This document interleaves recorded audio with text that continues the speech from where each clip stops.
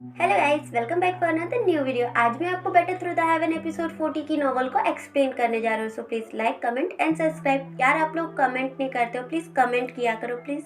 Episode की starting में hang पेंग खुश होकर सोचता है कि अब वो फॉलन हार्ट फ्लेम मेरी ही होगी, और वो जैसे ही फॉलन हार्ट फ्लेम को लेने के लिए आगे बढ़ता है वैसे ही जियान की नजर उस पर पड़ जाती है और वह थोड़ा घबरा जाता है और देखता है कि हैंक पेंग को उसके हार्ट में थोड़ा पेन होता है। यह देखकर जियान अपनी 3000 लाइटनिंग मोमेंट की स्पीड से उसके पीछे जाकर उसके पीठ पर एक पंच मारता है और इसी की वजह से हैंक पेंग को बहुत गुस्सा आता है, लेकिन वो खुद को शांत करते हुए वो जियान से पूछता है कि क्या तुम भी एक मेरी तरह एल्केमिस्ट हो। इस पर हैंक पेंग बोलता है कि तुम अभी इतने कैपेबल नहीं हो कि तुम दो हेवनली फ्लेम को अपने पास रख सको, और तुम अभी जिस लेवल पर भी हो वो अगर तुमने दो हेवनली फ्लेम लिया तो तुम मर सकते हो। यह सुनकर जियान कहता है कि फिर आप मुझे ये टियर 6 ग्रेड की सिल्ट क्यों देना चाहते हैं। यह सुनकर हैंक पेंग समझ जाता है कि जियान को बेवकूफ बनाना इतना आसान नहीं है और वह फॉलन हार्ट फ्लेम को लेने के लिए वहाँ से जाने लगता है। यह देखकर जियान अपनी 3000 लाइटनिंग स्पीड से उसके पीछे जाने लगता है और अब यहाँ जियान हैंक पेंग पर अटैक करता है और दोनों एक दूसरे के अटैक से बचने की कोशिश करते हैं। और यहाँ पर एक आइकॉनिक लेवल की फाइट हो रही होती है जिसमें जियान बिल्कुल कमजोर पड़ता दिखाई नहीं दे रहा था, वो हैंक पेंग को टक्कर दे रहा था। यह देखकर हैंक पेंग कहता है कि मुझे जल्दी करना होगा और वह अपनी सी हॉट फ्लेम को बाहर निकालने लगता है और वह अपनी सी हॉट फ्लेम को और को बढ़ाने लगता है और उसका यह अटैक समुद्र की लहरों की तरफ फॉर्म करता है और कहता है कि आई वांट टू सी कि तुम्हारी फ्लेम कितनी ज्यादा पावरफुल है। यह देखकर मास्टर जियान को सावधान होने को बोलते हैं। तभी हैंक पेंग अपनी सी हॉट फ्लेम की लहरों से उसको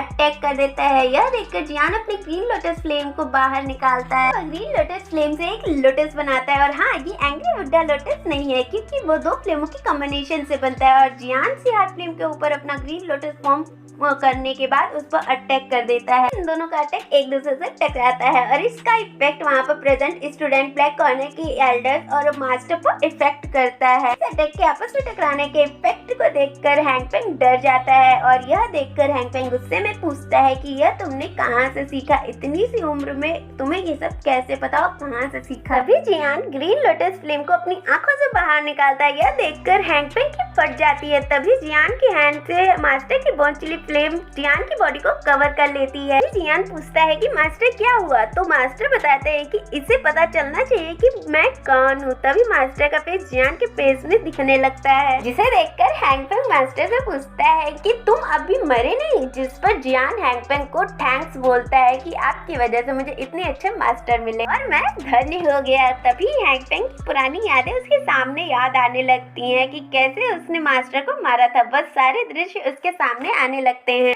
तभी हैंक पेंग को होश आता है और वह कहता है कि now I will kill you both. यह सुनकर जियान कहता है कि इतनी पावर तुम्हारे पास नहीं है। कहते हैं ग्रीन लोटस फ्लेम को और जियान ने आसमान में अपने चारों तरफ फैला दिया। यह देखकर हैंक पेंग कहता है कि मास्टर ने तुम्हें फ्लेम मंत्रा भी दे दिया क्या वो तुम्हें मुझसे बेहतर समझते हैं, लेकिन उनके इस भ्रम को आज मैं तोड़ दूंगा। इतना कहते ही हैंक पेंग अपनी सी हॉट फ्लेम से एक बड़ा त्रिशूल फॉर्म करता है और फिर जियान बोन चिली फ्लेम और ग्रीन लोटस फ्लेम को मिलाकर एंग्री बुड्ढा लोटस फ्लेम को फॉर्म करता है। यह देखकर हैंक पेंग बोलता है कि आज मैं तुम दोनों को यहीं पर दफन कर दूंगा।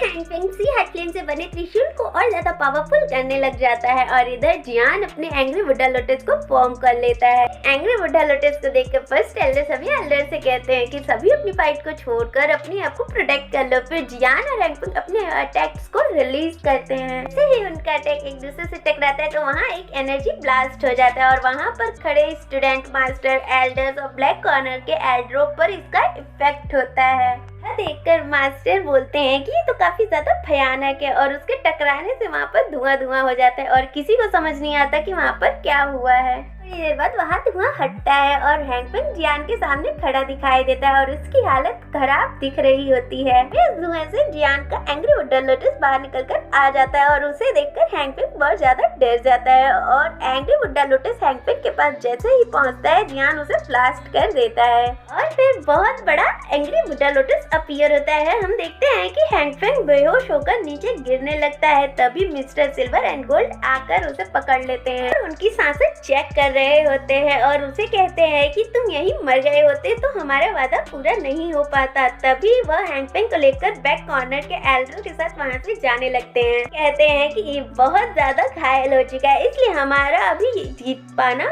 पॉसिबल नहीं है। तभी फर्स्ट एल्डर जियान के पास जाते हैं और पूछते हैं कि तुम ठीक तो हो जियान। जियान निराश होकर कहता है कि अभी भी हैंगपेंग जिंदा है। तभी जियान को एहसास होता है कि फॉलन हार्ट फ्लेम अपनी पाइथन के रूप में आ गई है और वहाँ पर पड़ी एंग्री बुड्ढा लोटस की एनर्जी को कंज्यूम कर रही है। हमें एक नया रूप दिखाई देता है जो काफी भयंकर होता है। यह देखकर जियान फर्स्ट एल्डर से बोलता है कि हमें इसे रोकना होगा, ये अच्छा नहीं है। Mister silver and gold master से बोलते हैं कि हम यहाँ से जा रहे हैं क्योंकि फॉलन हार्ट फ्लेम अब बहुत ज्यादा पावरफुल हो गई है।